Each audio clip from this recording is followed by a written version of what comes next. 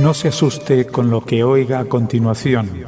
Es el eco del pasado cuando empezaron las emisiones de Radio Sefarad a finales de enero del 2004 y cuyos informativos semanales hemos reunido para revivir lo que entonces pasaba desde la perspectiva de nuestro tiempo.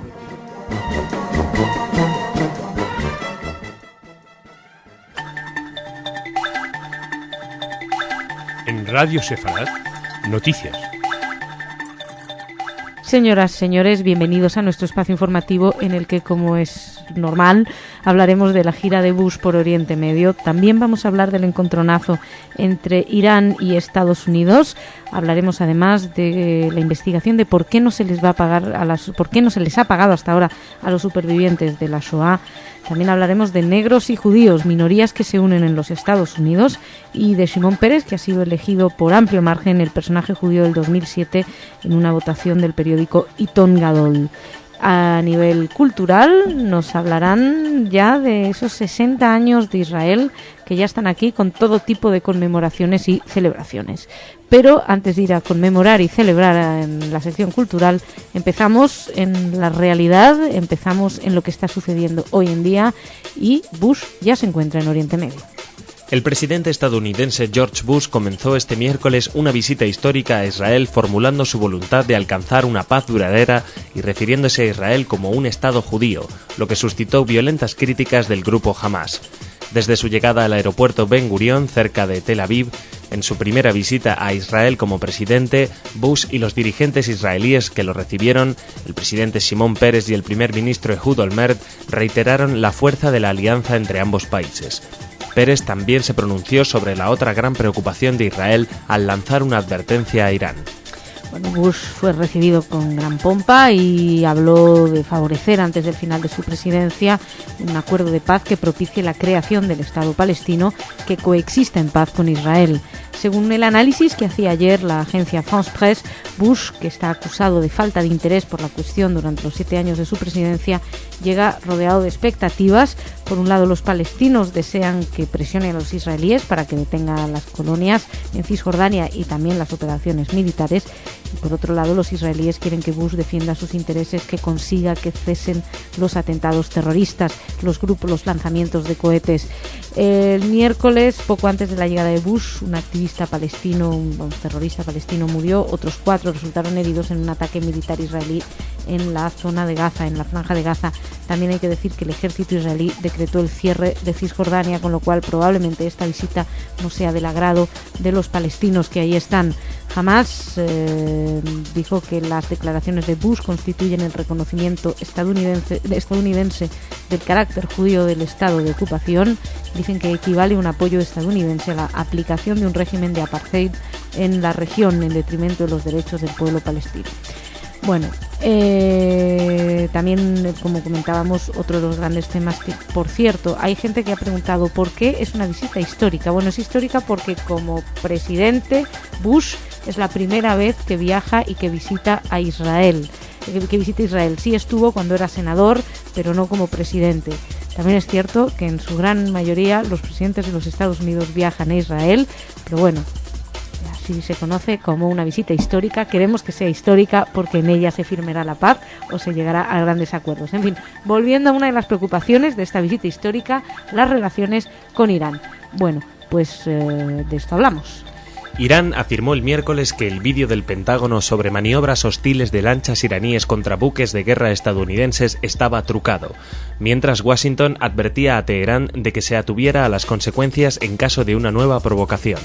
Mientras, un comandante de los Guardianes de la Revolución, el cuerpo de élite iraní, declaró que las imágenes difundidas por el Pentágono sobre los recientes acontecimientos son archivos y el sonido es un montaje. El Departamento de Defensa estadounidense difundió el martes un vídeo seguido de una grabación sonora sobre un incidente ocurrido el domingo en el estrecho de Hormuz. la desembocadura del Golfo Pérsico. Es curioso, ven trucajes y dicen que las imágenes son falsas por cualquier sitio. Hay que recordar que el régimen de Ahmadinejad ponía en duda la realidad, la existencia de la Shoah, la existencia del Holocausto. Pero bueno, al margen de esto hay que destacar que las imágenes muestran 5 lanchas rápidas sin identificación realizando maniobra en gran velocidad cerca de 3 buques de guerra norteamericanos. La grabación continúa sin imágenes y con la voz de un hombre que dice textualmente: os voy a atacar, vais a explotar dentro de unos minutos. Las autoridades iraníes aseguran que se trata de un control de rutina cuya responsabilidad asumieron los guardianes de la revolución. O sea, por un lado no pasó absolutamente nada, por otro lado es rutinario, es un control rutinario. Por su parte, la Casa Blanca fue subiendo el tono y advirtió a Teherán que no debería volver a empezar. De hecho, mientras Bush se encontraba en el avión a Israel, su asesor en materia de seguridad nacional, Stephen Hadley, hizo una advertencia a los iraníes diciendo que deben cuidarse mucho porque si se repite sufrirán las consecuencias del incidente. El vídeo es de 4 minutos 20 segundos, se filmó desde un barco norteamericano, un navío llamado Hopper. El caso es que vamos a ver si esta tensión no va creciendo. Ayer parecía que todos querían dejarlo ahí, pero ahora con las declaraciones del régimen iraní de decir que esto es un montaje, pues da la sensación como que quieren volver a reavivar este encontronazo. Bueno, dejamos Oriente Medio o los conflictos entre Irán, palestinos, etcétera. Nos quedamos en Israel, pero para hablar de otro tema, que es el de los supervivientes de la Shoah. La página Nueva Sion informaba ayer de que en Israel la Comisión de Control del Estado ordenó crear una comisión para investigar cómo se desempeñó el gobierno en el pago a los supervivientes de la Shoah ante las reiteradas protestas por la falta de percepción de los subsidios. La nueva comisión pretende averiguar si el gobierno cumplió con las promesas a los sobrevivientes, si estos recibieron un trato justo y qué es lo que ocurre con sus bienes. La creación de la misma fue aprobada por 4 parlamentarios, 3 de la oposición y 1 del oficialismo. El único parlamentario que se habría opuesto a la creación es Amir Dotan, del grupo Kadima. Ehud Olmert declaró que él y su gobierno colaborarán con la comisión tan pronto como ésta empiece a operar. El gobierno prometió ayudar con un presupuesto de varios millones de shekels para los supervivientes de la Shoah tras varios meses, como recordarán, de protestas y de críticas de casi todos los sectores. Fue un momento muy delicado para Ehud Olmert. Esta noticia que les acabamos de dar la hemos encontrado en la página Nueva Sion. Personalmente solo la he encontrado en ella. Probablemente más adelante podamos leer más acerca de esta Comisión de Control del Estado y la comisión para investigar los pagos a los supervivientes. Seguimos. Hablamos de minorías que se unen. Un grupo de judíos y negros de Nueva York conformó una alianza para combatir los crímenes por odio y luchar contra el aumento del racismo y el antisemitismo en los Estados Unidos. La iniciativa se dio a conocer con motivo del Día del Líder del Movimiento por los Derechos Raciales, Martin Luther King, y debido al aumento de los crímenes por odio en ambas comunidades en el último año. Según la policía de Nueva York, a pesar de que los crímenes por odio están en el nivel más bajo de los últimos 15 años, el número de incidentes antisemitas aumentó más del 35%. Bueno, pues esta idea de negros y judíos unidos, que así se llamará este grupo, parece una buena manera de luchar contra este aumento de antisemitismo y de racismo. Según dijo Dov Hitkin, que es uno de los creadores del grupo, es tiempo de que las comunidades se pongan en pie y luchen por una mejoría para todos.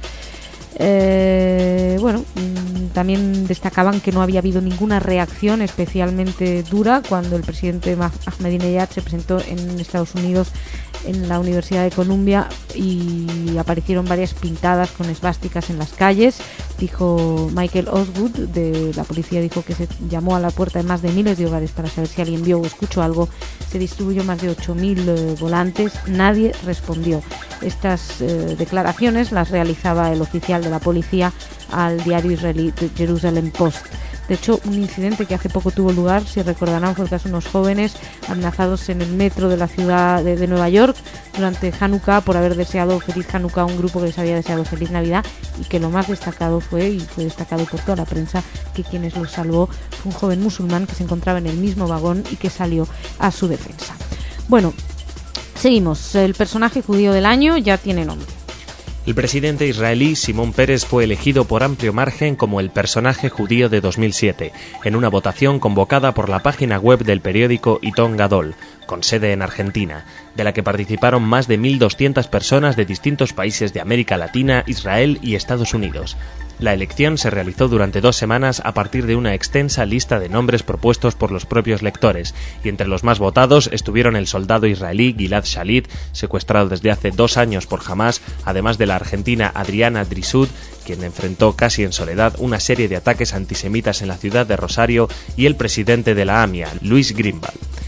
Daniel Berliner, director de Itón Gadol, consideró que el mundo judío entendió que el personaje del año coincidentemente miraba hacia el Estado de Israel y valoró que las personas que votaron no se equivocaron en haber elegido a Peres, uno de los hombres vivos más importantes de la historia del Estado de Israel. Bueno, se sugirieron también otros nombres, pues está el fiscal que investiga el atentado de la AMIA, Alberto Nisman, el rabino Bergman, Diana Wasser, que es integrante de la agrupación Memoria Activa, Juan Gelman, escritor argentino, y la mayoría de los votos pues provino de la comunidad judía argentina, que cuenta con unos 220.000 miembros. También hubo participación desde otros países latinoamericanos, destacaba la página del diario Itón Gadol, Israel y Estados Unidos. Y aquí dejamos esta primera parte del informativo. Nos vamos a hablar de esos 60 años de Israel con nuestro amigo Jorge, que lleva ahora la sección cultural. ¡Vámonos!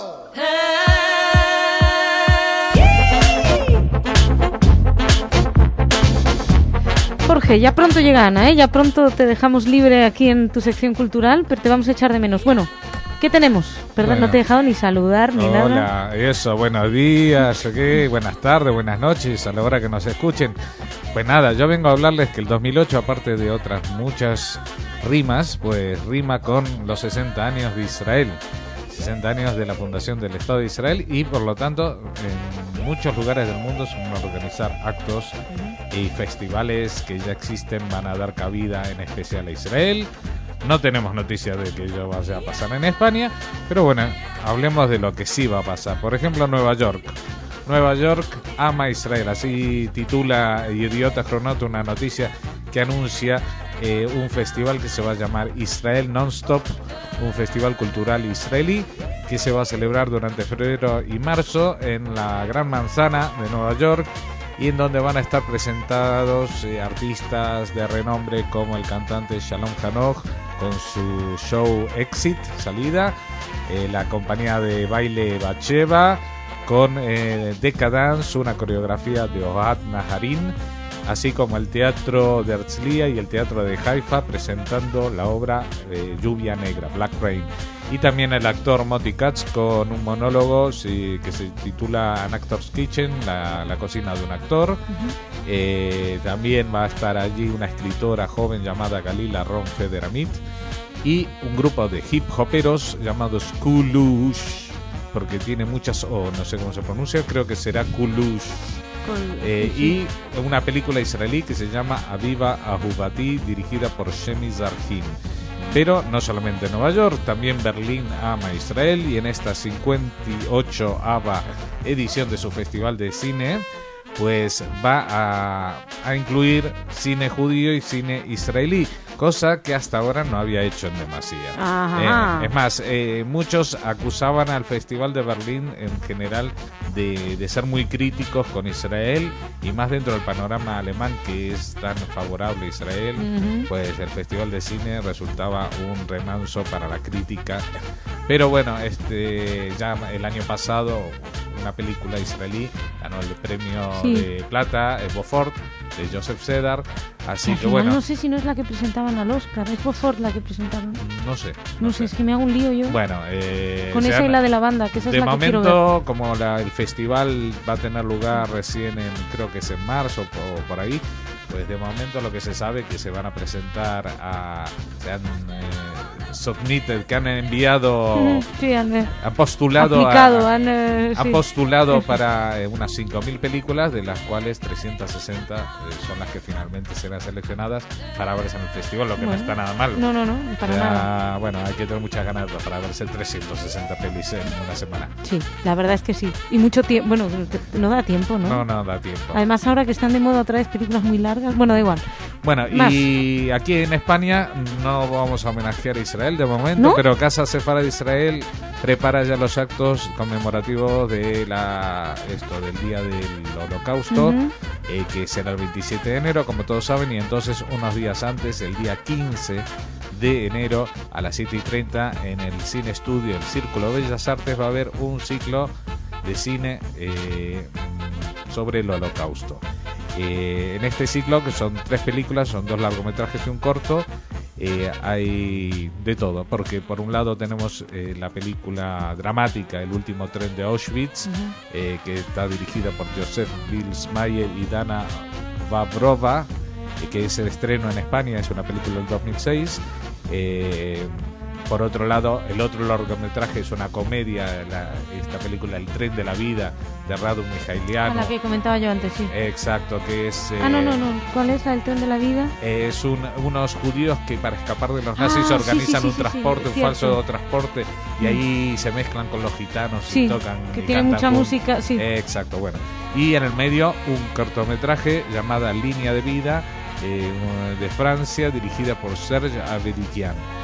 Pues estas son las películas que se presentarán, como digo, el día 15 de enero a las 7:30 en el Círculo de Bellas Artes de Madrid, en la calle Marqués de Casarriera, con Esquila Alcalá. Es entrada libre, pero hasta completar aforo, así que no... Y que no es muy grande, así que no es muy conviene grande. ir prontito. Exacto. Y voy a cerrar con una necrológica de un artista neoyorquino llamado Boris Lurie se escribe. Es un superviviente del Holocausto, que es más que nada famoso por una pintura llamada Railroad Collage, una pintura que se ve una muchacha desvistiéndose en un camión que transporta cadáveres de un campo de concentración. Vaya. Esta película, esta obra se enmarca dentro del movimiento fundado por Lurie junto con otros artistas como Stanley Fischer y Sam Goodman en los años 60-70 en contra del pop art. Este movimiento anti-pop art se llamaba Nolart. Y entonces, era una protesta contra el expresionismo abstracto y el pop art. Era digamos, arte figurativo. Y bueno, este señor de 83 años ha muerto, había nacido en Leningrado. Y estas son las noticias de hoy. Bueno, pues mañana te seguimos esperando por aquí. Bueno, Muchas gracias, Jorge. Pues nada, hasta mañana. Hasta mañana. Muchas gracias a ustedes también por su atención. Mañana más.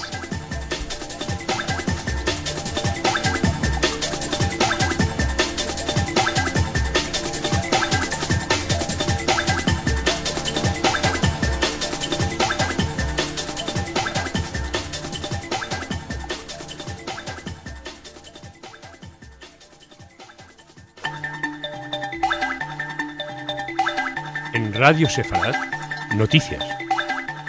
Señoras, señores, bienvenidos a nuestro espacio informativo. Bush ha dicho que Israel debe terminar la ocupación de los territorios palestinos. Ha dicho también que debe cesar los hostigamientos hacia Israel y además ha dicho que debe llegarse a un acuerdo antes de que finalice su mandato. De esto y de más cosas hablamos, pero no en el espacio informativo, sino en el Desde Israel, que pueden escuchar a continuación o pinchando directamente, y donde nuestro corresponsal nos cuenta con más detenimiento todo lo que está sucediendo. Porque nosotros, además, vamos a hablarles del neonazi Pedro Varela, del librero. Vamos a hablarles también de la comunidad judía en Kenia. Les hablaremos de los negocios judíos en la capital alemana antes de la llegada de Hitler al poder, y les hablaremos también de una propuesta de actualizar enfermedades potencialmente discapacitantes en Israel. Así que por primera vez no les digo que empezamos en Oriente Medio, sino que empezamos aquí, en España. La agencia EFE informaba ayer de que el fiscal pidió la absolución del librero neonazi Pedro Varela por el delito de negación del Holocausto, al que fue condenado en primera instancia a 2 años de cárcel al acatar una reciente sentencia del Tribunal Constitucional que afirma que la negación del genocidio nazi no es delito. El fiscal mantuvo, sin embargo, la acusación por el delito del artículo 510 y pidió que se conforme la condena de 3 años de cárcel por este extremo. En la audiencia de Barcelona se vio ayer el recurso presentado por el abogado de Varela, que pidió su absolución tanto por el delito de negación del genocidio como por el de incitación al odio o discriminación racial, por el que fue condenado a 3 años. Así que el delito de negación del genocidio, el 607.2 del Código Penal, del que les hemos hablado, que el Tribunal Constitucional ya no lo considera delito, pues el fiscal no pide cárcel por él, pero sí por el 510, que es el de discriminación racial o el de incitación al odio. El fiscal mostró por su parte la discrepancia con la sentencia del Tribunal Constitucional que despenaliza la negación del genocidio. Sin embargo, acataba la sentencia. Por su parte, las acusaciones particulares, que son la de la comunidad israelita de Barcelona y la de SOS Racism, sí pidieron que se mantenga la condena íntegra de 5 años de cárcel para Varela por el artículo 607.2 y por el 510, ya que lamentaron que el Tribunal Constitucional coincida en que el Estado tiene que actuar con mucha firmeza contra Varela, pero lamentaron que esa despenalización del genocidio. Sin embargo, sí que insistieron en que propagaba la incitación al odio racial, la apología al nazismo. Explicaban las acusaciones particulares que el hecho de que las sentencias inicial se hablara de negación y que ahora el Tribunal Constitucional haya declarado inconstitucional, pues no supone que se tenga que absolver, ya que la propia sentencia recoge en su explicación de los hechos que Varela incitaba a la discriminación, al odio a los judíos, y que eso sí que está avalado como delito bajo la fórmula de justificar el Holocausto. En fin, por su parte, el defensor de Varela considera que es solo un librero y que hay que absolverlo absolutamente. Les recuerdo que fue condenado en el 98 a 2 años de prisión por delito de genocidio, a 3 por incitación al odio racial, después por denegación de genocidio, después de que en diciembre del 96 los Mossos de Escuadra registraran la librería que regentaba y su propio domicilio, y que además descubrieran más de 20.000 libros, publicaciones, libros con contenidos xenófobos que negaban la Shoah. De todos modos, Radio Sefarad, probablemente cuando haya una sentencia ya, tendremos algún programa especial y podremos hablar con gente que ha estado ahí, que nos pueda contar de primera mano cómo ha sido el juicio y qué es lo que ha sucedido. En fin, nosotros seguimos avanzando y nos vamos ahora a una región de la cual hemos tenido mucha noticia últimamente en los periódicos, pero por nada bueno. Según informaba la agencia judía de noticias, la pequeña comunidad judía establecida en Kenia está en estado de alerta en medio de la crisis política desatada en ese país africano.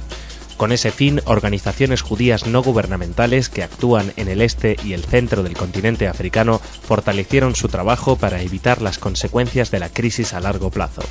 Julia Greenberg, directora de becas del Servicio Judío Americano Mundial, que agrupa 14 organizaciones en Kenia, aseguró que la gente tiene miedo de la violencia, se queda en su casa y no sale a la calle, por lo que resulta difícil acercarse.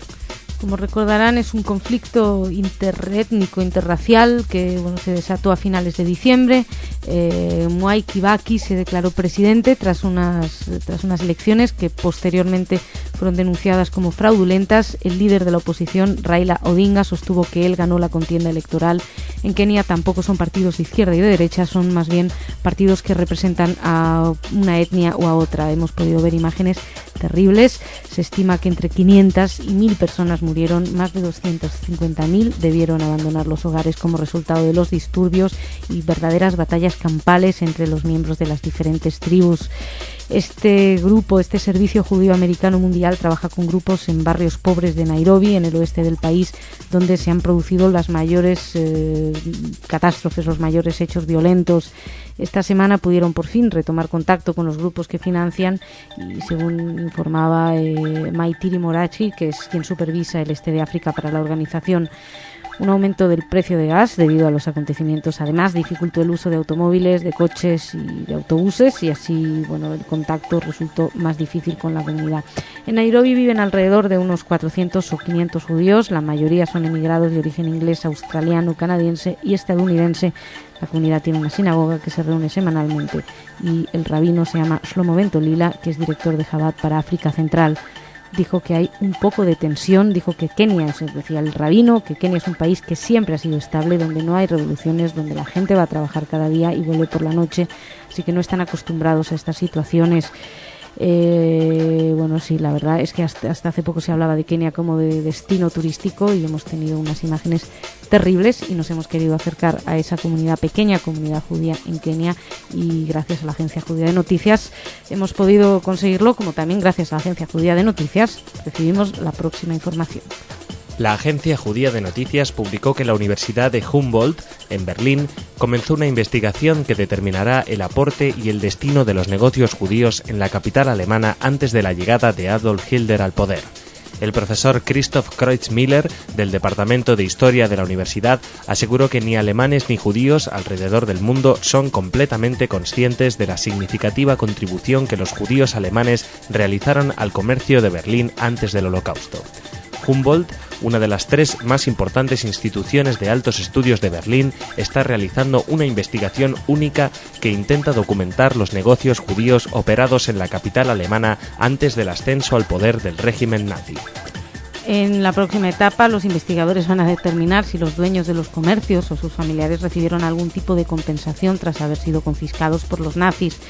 Kreutzmiller explicaba que en el 33, cuando los nazis asumieron el poder, había 52.000 negocios en Berlín y que un cuarto pertenecían a dueños judíos, una enorme cantidad considerando que la población de la comunidad constituía el 5% total de la ciudad, y que por eso que la contribución consideran que es tan significativa y la meta es que el público lo sepa.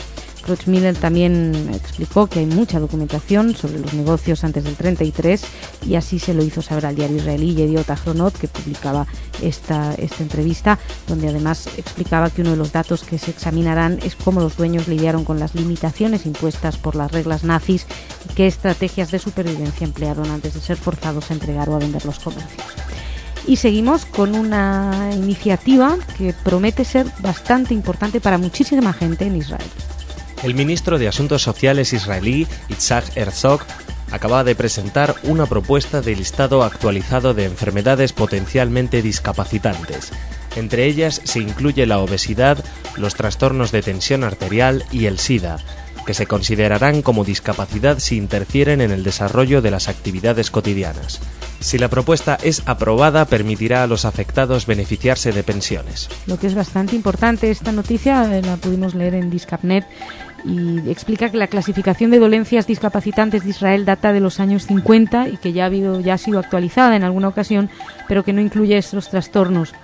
La Comisión de Expertos del Instituto Nacional de Seguridad Social, que elaboró la actualización, presenta dentro de 2 semanas los criterios nuevos en lo que se refiere a también a enfermedades mentales que se considerarán a partir de ahora discapacitantes.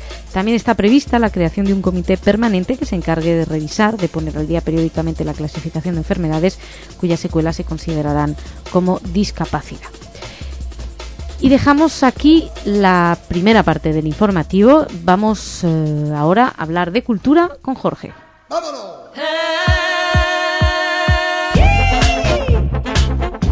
Jorge, bienvenido a tu espacio cultural.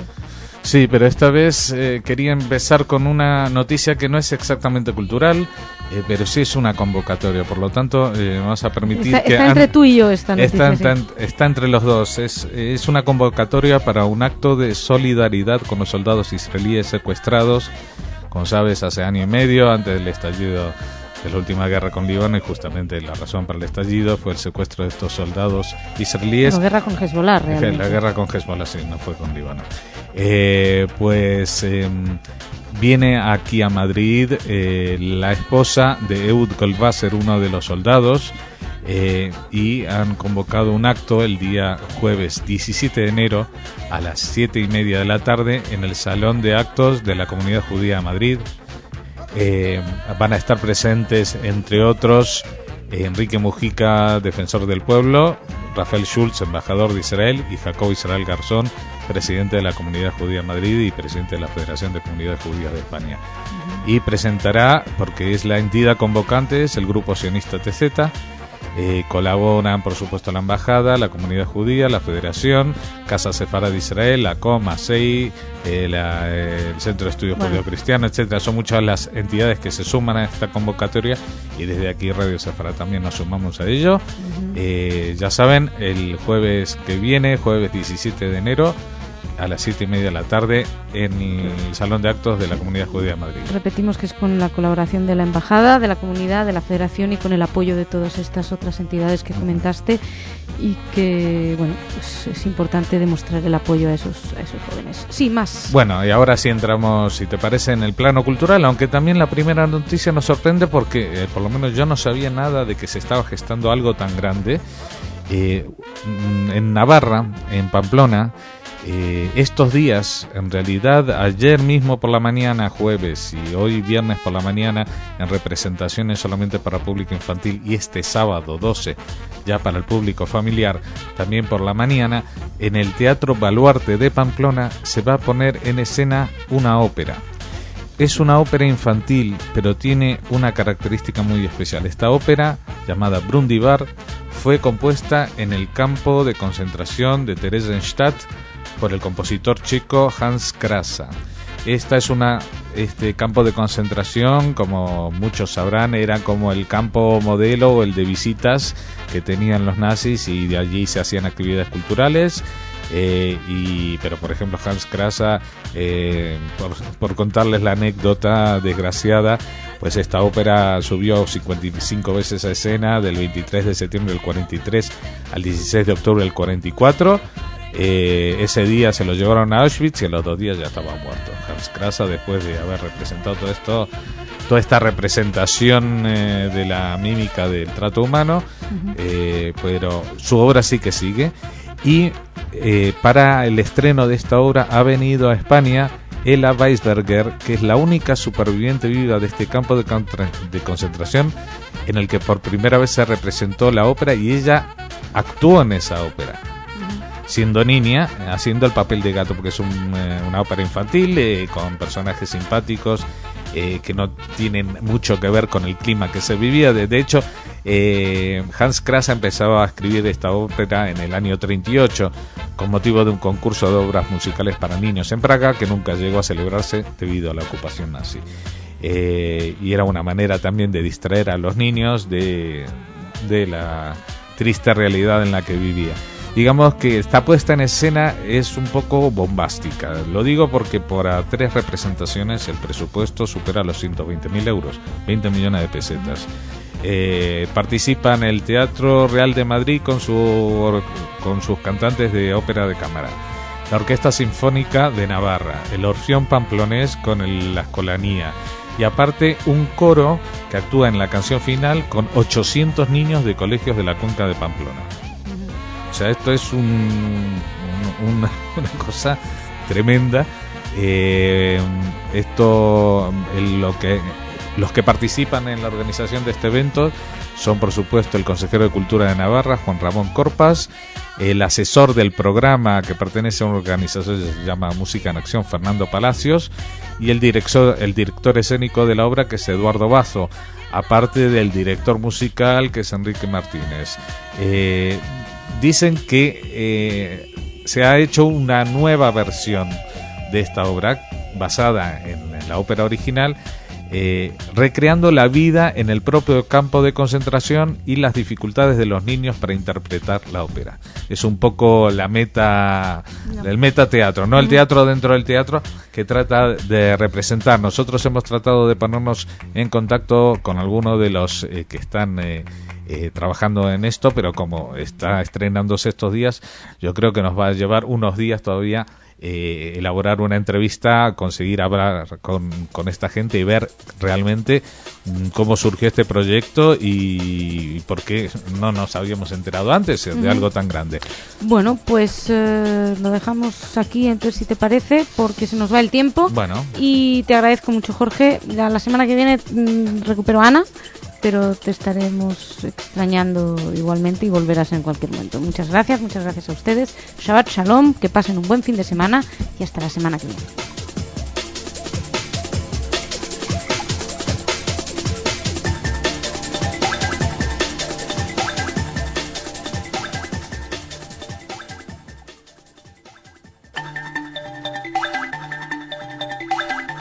Radio Sefarad, noticias. Señoras, señores, bienvenidos a nuestro espacio informativo donde les vamos a hablar de las negociaciones de paz. Se han vuelto a iniciar, pero se van a iniciar se han iniciado con mucho secretismo alrededor, alejados de los focos de los medios de comunicación. Se supone que así avanzarán más y mejor. Bueno, hablaremos de ello, hablaremos también que mientras hablan en la mesa también se defienden contra los terroristas palestinos que atacan a Israel. Vamos a hablar de neonazis detenidos en Alemania, vamos a hablar de banalización del nazismo y vamos a hablar de Barenboim, y no en la sección cultural de Barenboim, porque en la sección cultural, quédense, Ana nos va a hablar de cine. Empezamos en Oriente Medio. Las delegaciones israelí y palestina comenzaron ayer una nueva ronda de negociaciones de paz propiciadas por la Conferencia de Paz de Anápolis, en la que tenían previsto abordar las denominadas cuestiones principales: la definición fronteriza final, el retorno de los refugiados, el destino de Jerusalén y los asentamientos israelíes de Cisjordania. La delegación israelí estuvo encabezada por la ministra de Asuntos Exteriores israelí, Tzipi Livni, mientras que los palestinos tuvieron como máximo responsable al ex primer ministro Ahmed Kurey. Fuentes israelíes aseguraron que cualquier acuerdo final ha sido condicionado por el primer ministro israelí Ehud Olmert a que el futuro Estado palestino sea capaz de garantizar la seguridad, según informa la agencia de noticias MAN. Que era lo complicado, evidentemente. Olmert tenía previsto también reunirse con uno de los ministros de su gobierno más reacios al acuerdo con los palestinos, el líder de Israel Beiteinu, Avigdor Lieberman, para tranquilizarlo, para evitar que abandone la coalición gubernamental, tal como apuntaban algunas informaciones publicadas por la prensa israelí. De hecho, ayer mismo el diario Haaretz decía que Lieberman, que es ministro de Asuntos Estratégicos, se preparaba para dejar el gobierno israelí. Lieberman podría convocar mañana una rueda de prensa para anunciar su decisión, así también lo decía el diario Haaretz. Bueno, más allá de estas confrontaciones, por eso mismo suponemos que van a mantener mucha discreción respecto a lo que se esté hablando, así que iremos intentando sonsacar a la información, por poquita que venga, algo más. La cuestión está en que en la Franja de Gaza sigue habiendo ataques y el ejército israelí sigue teniendo que defenderse. Según informó el diario israelí The Jerusalem Post, 3 terroristas palestinos muertos y 2 heridos fue el resultado del ataque aéreo realizado en la noche del domingo por el ejército israelí. Los terroristas circulaban en un coche por una carretera de la Franja de Gaza, según informaron el ejército israelí y fuentes médicas palestinas. Un portavoz militar israelí explicó que el ataque se realizó en cooperación con el Shin Bet, los servicios secretos israelíes, para el interior del país y los territorios palestinos.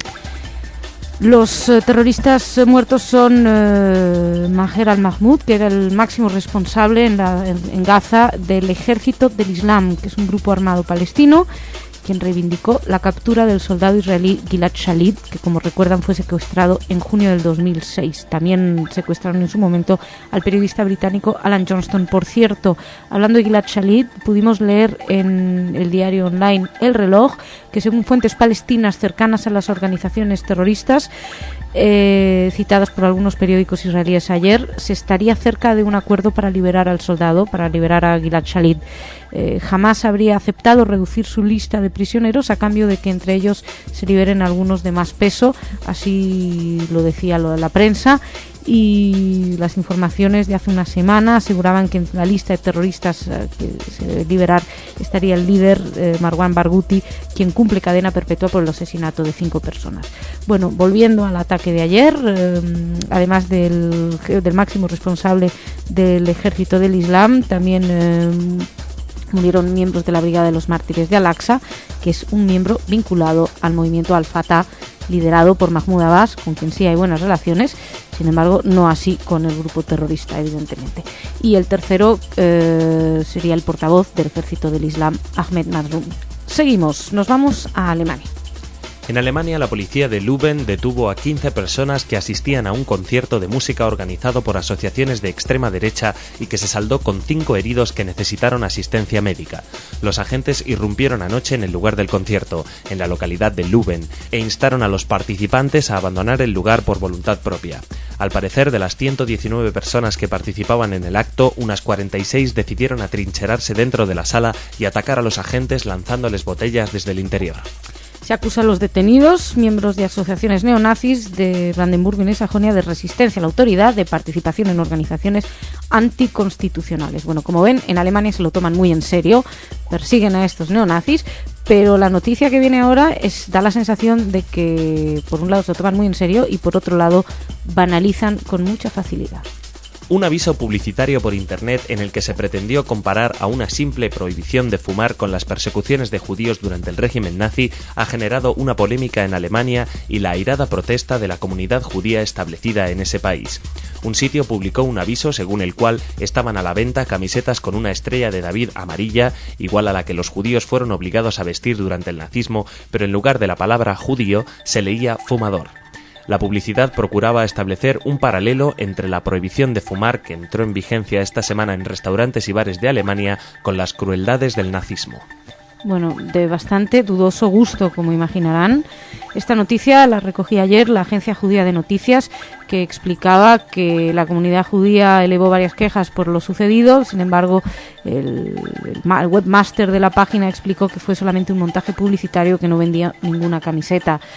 Bueno, nada, la reacción que generó, pues eso, no fueron ventas, sino respuesta bastante furiosa por parte de los judíos alemanes y un anuncio de la justicia acerca de una investigación por presunto incumplimiento de alguna ley. Así lo explicaba el diario israelí Haaretz ayer. Bueno, seguimos. Les hablamos ahora del músico Daniel Barenboim, pero les hablamos por otro motivo. Daniel Barenboim, el mundialmente conocido pianista y director israelí, adquirió la ciudadanía palestina y dijo que cree que su nuevo estatus puede servir como un modelo para la paz entre los dos pueblos. Tras un concierto de piano este fin de semana en Ramallah, Barenboim declaró sentir un gran honor porque le hayan ofrecido el pasaporte. Barenboim dijo que el hecho de que un ciudadano israelí pueda ser premiado con un pasaporte palestino puede ser un signo de que realmente es posible convivir en paz. Bueno, hacía mucho que no se hablaba de Barenboim, ahora ya está, por el tema de este pasaporte, que es una manera de convivir en paz, pero no se crean que ha despertado solamente emociones de paz, de bondad y de tolerancia. Hay mucha indignación por este pasaporte, evidentemente era de esperar que algunos grupos no estuvieran de acuerdo. El caso es que, bueno, tiene muchos pasaportes, me parece, de Daniel Barenboim, porque creo que también tenía la nacionalidad española, tiene la israelí, la palestina, a saber con cuál viaja. Esto habrá que entrevistar y preguntarle usted con qué pasaporte viaja. Bueno, según explicó el ex ministro de Información Mustafa Barghouti, que fue quien ayudó a organizar el concierto del sábado, el pasaporte habría sido aprobado por el anterior gobierno, del cual él era miembro, antes de que Hamás llegara y tomara por la fuerza el poder, con lo cual sí, porque sospechamos que Hamás no le iba a dar un pasaporte palestino a Barenboim. En fin, que dejamos aquí esta primera parte del informativo y vamos a seguir hablando de cultura con Ana.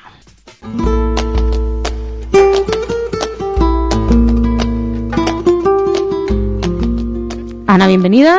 Gracias, Masha, ¿qué tal? Bien, después de estas 2 semanas que nos has castigado con tu ausencia. Aquí estoy. Sí. Y quiero decirte, porque estaba escuchando las noticias y estaban hablando de las múltiples nacionalidades de Barenboim, y quiero agregar que también es argentino. Cierto, es verdad, ya tiene 4 nacionalidades. Exacto. Bueno, está bien. Esto pues una buena colección de nacionalidades. Sí. Bueno, iba a hacer comentarios sobre la nueva, pero no tiene mucho sentido. Cuéntame, culturalmente, más allá de los pasaportes, ¿qué nos traes? ¿De qué vamos a hablar? Bueno, pasan algunas cosas muy interesantes hoy y mañana. Bien. Hoy les vamos a recordar que en el Círculo de Bellas Artes, la Casa Sefarad de Israel organiza una serie de películas sobre el tema del Holocausto. Ya saben que el Día de la Memoria del Holocausto y la prevención de los crímenes contra la humanidad se está acercando, es el 27 de enero. Entonces tendremos próximamente muchos eventos relacionados con este tema. Bien, pues si te parece, Ana, escuchen atentamente.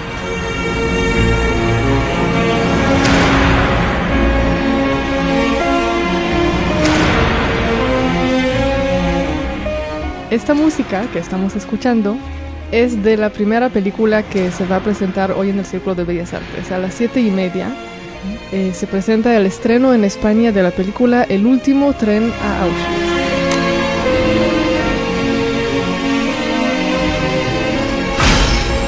son en total? 688. Y ahora son su problema. Unos días de viaje en tren. ¿Qué problemas van a darme? ¡Alto! Son vagones de ganado. Estamos en guerra, Nina. Han intentado escapar. Métalos en el vagón, que se pudran dentro. ¡Nina! ¡Papá! ¿Qué pasó a la pobre niña? O nos organizamos o nos mataremos entre nosotros. Yo pienso que los que lleven provisiones no deberían beber de este agua hasta que acaben lo que han traído. Con esa cantidad no nos llega ni hasta mañana. ¡Agua! ¡Denos agua, por favor!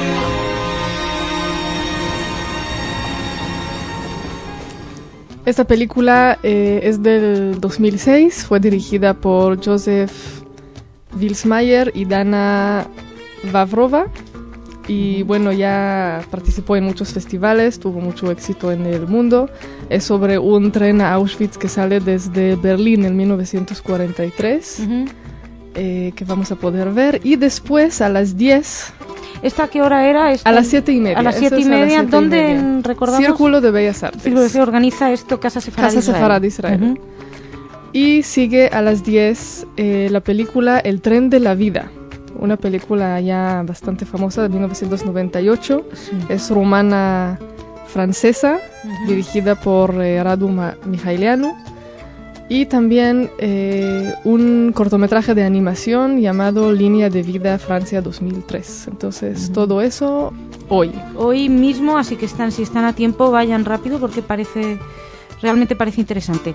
Bueno, sí, la temática es un poco dura, pero ahora que nos acercamos al día de conmemoración... Sí, hay muchas actividades culturales y la verdad muy interesantes, creo que vale la pena. Sí, más cosas.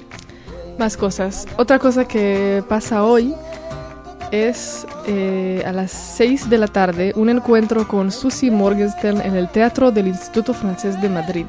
Eso se encuentra en la calle Marqués de la Ensenada 12. Susie Morgenstern es una autora de literatura juvenil de origen norteamericano, ahora vive en Francia. Su doctorado, por ejemplo, ha sido sobre los fantasmas del escritor judío contemporáneo. Y puedo adivinar alguno de ellos. Sí, me imagino. Y empezó su carrera como escritora juvenil en 1977 con el libro L'Alphabet Hébreu. Y desde ahí publicó ya más de 50 libros con muchos premios y pues va a dar una conferencia, un encuentro con ella que suena muy interesante. Solo hay que decir que va a ser en francés. En francés, más interesante todavía si cabe. Supongo que habrá traducción, ¿no? Bueno, no se sabe, es en francés. Sí, si anuncian que es en francés, eso yo me imagino que significa que no. Que no va a haber traducción, así que si hablan francés y están a tiempo de saber más. Más cosas. Y mañana otras dos cosas interesantes. En la mañana, un acto organizado por Diálogo Europeo, Infomedio y la Embajada de Israel. El embajador de Israel, Rafael Schutz, presentará una conferencia titulada Israel ante los nuevos desafíos de Oriente Medio. Muy bien. Eso es a las 10 de la mañana en la sede de la Comisión Europea, Paseo de la Castellana 46. Bien, y más cosas. Y por último, unos eventos, conferencias, cine y exposiciones en la Asociación Cultural Hebraica. Vale. El miércoles 16 se inaugura a las 7:30 la exposición y la historia no termina así. Una exposición preparada por Yad Vashem que relata el surgimiento del antisemitismo y el nazismo en Alemania entre los años 1918 y 1938. Perfecto. Y una exposición bibliográfica sobre los judíos y el holocausto en el cómic y la novela gráfica. Bueno, no hay más, ¿no? Y bueno, la cosa es que también para la inauguración y para el final se van a presentar unas películas y las exposiciones se pueden ver hasta el 17 de enero. Bueno, pues hay tiempo todavía. Sí. Cosa que no tenemos en el informativo. Ana, no tenemos. Muchas gracias. Te espero mañana con más noticias culturales. Hasta a ustedes mañana. también los espero mañana con más noticias de todo tipo.